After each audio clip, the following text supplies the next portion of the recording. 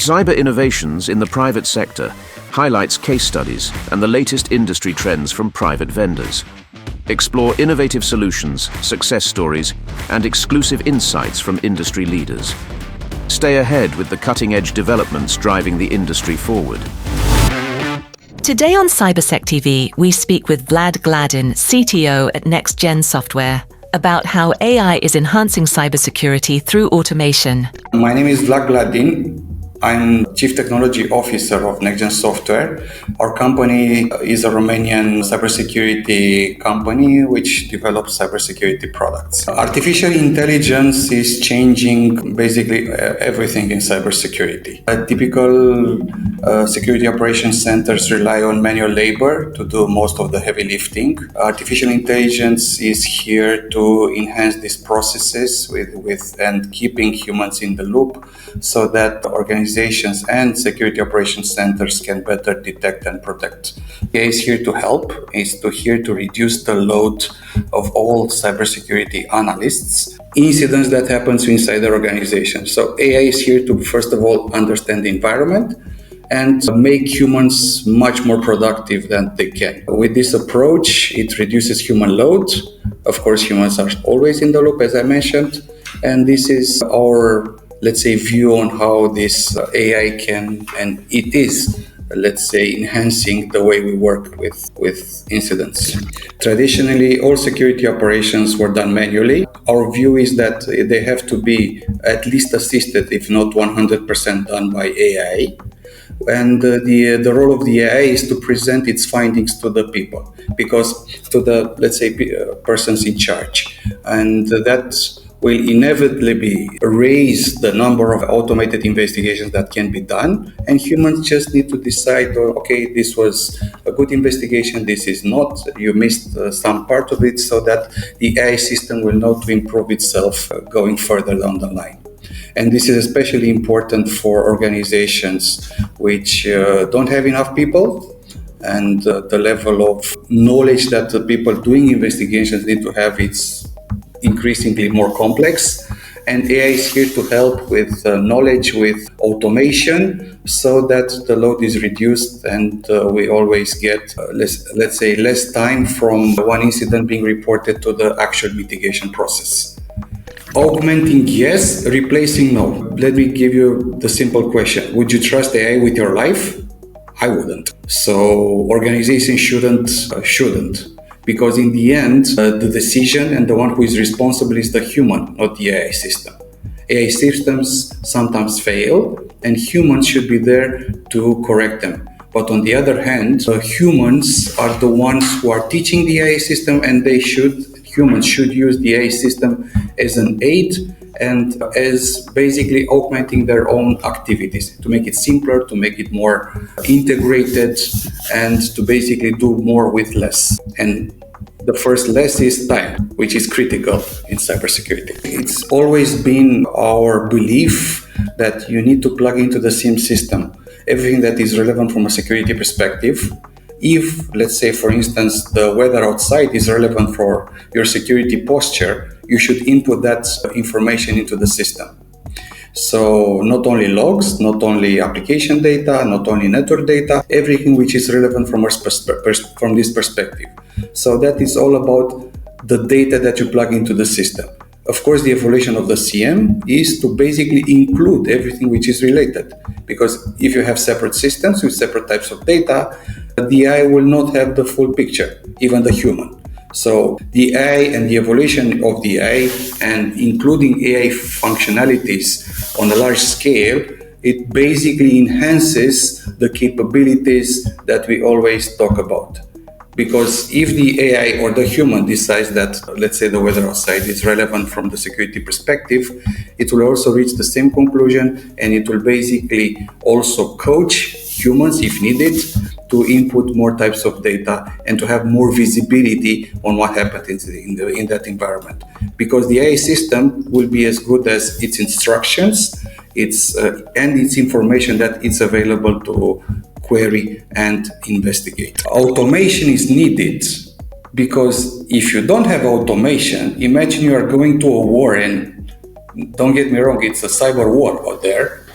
you are going with, let's say, with a carrot and a stick, and the other guy is using, I don't know, tanks. So you don't stand a chance. That's why you need automation. That's why if the attackers have automated tools, and the AI is also, on the other hand, could be a very nefarious tool for attackers as well, you also need the same sorts of capabilities on the defender side.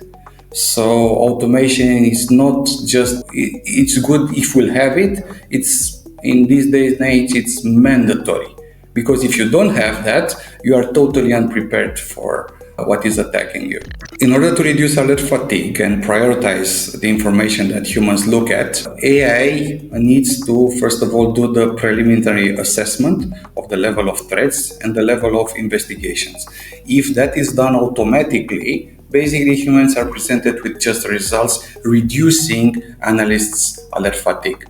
So this is the way we are doing it, and this is the way to go, because otherwise analysts needs to do it the manual way and basically investigate every possible alert that they see in the SIEM system. More than that, when they say a typical investigation is done not just looking at the typical alert, but looking all the correlated data and the context of that specific alert that is in the system. AI nowadays is smart enough to basically link together missing pieces of information and to do full timeline investigation on every specific alert that they have, in order to determine if it's either a false positive or if it's something to be presented to the human for further analysis or mitigation. So by automating this process and having AI do everything in the background, if possible, analysts are presented with less things that they need to look more deeply into it, because all the, let's call it, junior to mid-level investigation is already done. So as the evolution of defenders and attackers is natural, AI is called potentiators. That means basically something which basically enhances the capabilities that you have. So AI will not change that, but that's why we basically need to keep up. First of all, us as, let's say, cybersecurity software producers, but not only us, also organizations need to treat this threat really, really serious, because by automating all attacks, you also need to automate all defenses, some way or the other. We strongly believe that everything should be automated and it shouldn't be done by hand, manually by analysts, because that's actually, in this day and age, it's a big problem, because that increases your response time and gives more times to the attackers to basically attack you and achieve their own goals. Because you first of all have automation, automating attacks, it is mandatory that you should have automation defense as well.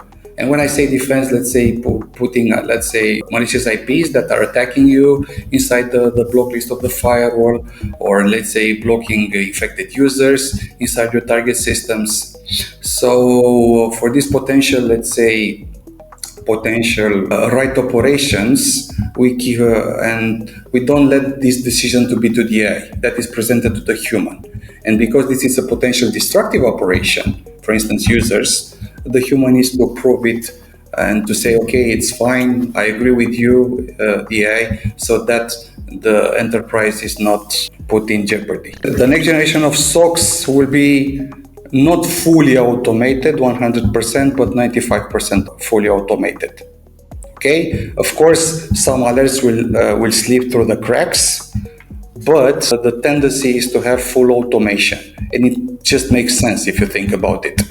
It's quicker response times, it's predictable types of investigations, and agents are smart enough to not only understand the types of attacks, and they are basically on a daily basis updated, but also help security teams inside SOC centers better protect their own customers. We strongly support local AI inference for data sovereignty reasons, and you shouldn't move your security data outside the organization. if possible. You wouldn't want your security data to go to, let's say, I don't know, Claude or ChatGPT or something like that. So we encourage all organizations to have local inference on these AI systems, and they should 100% protect that data, even the agentic data for all the tools that we offer or are doing it themselves. Because instead of having more security, you'll get less security if you do that, if you send your data to outside providers. We are looking here at CyberQuest, and this is a module called, let's say, event module, where we can basically hear and basically talk to the system and query by different event IDs, do quick, let's say, summaries and aggregations on data. But this is, let's say, the manual process that we are doing in order to investigate some cases, some users, some other activities. Imagine that all the processes that I'm doing manually are and should be done by AI. And this is, let's say, the way it should be doing it. Because here, let's say, I'm just aggregating by destination IP addresses, by, let's say, network information. And the goal is not only to have AI helping me here by explaining certain types of events that I have, but to have full-blown agents in which the system will basically give me security assessment on the whole systems. Because, for instance, if I just investigate last alert, and I can specify the AI automatically by running automatic investigation based on different profiles, and these are different types of agents that we have in the system, are doing, for instance, for this specific alert, port scanning and reconnaissance, is doing all the investigation by itself, and also doing the recommendations. So everything is done automatically, and we basically provide the AI the tools for this whole investigation, and the human in the loop just said investigate last alert. So it's pretty simple. It automatically saw the last alert, and it did all the tool calls and all the investigations that the analyst is doing, and is recommending additional steps in the process. So it's pretty simple. This particular way of working is based on the type of agent that we use. And let me just show you something really quickly. The type of agent that we use something called here, something like a SOC analyst. But if we go here, we have something called AI personalities. And here, where these are basically agents, we also have something like the risk advisor. We also have analysts, support level 1 to 3, or the SOC analyst we used earlier. If we just click edit here, we also see and basically explain what its role is and what its capabilities are, and how a specific investigation and what its behavior should be, and the types of, let's say, tools that this particular AI agent has access to. For instance, it needs to request confirmation to add a domain to the block domain list or IPs, or it shouldn't require confirmation. But also all the read-only tools, it will be doing automatically. But to answer your question, if you will go here to the risk advisor that we see, you will be looking from a management perspective and looking at the same problem from the risk management perspective.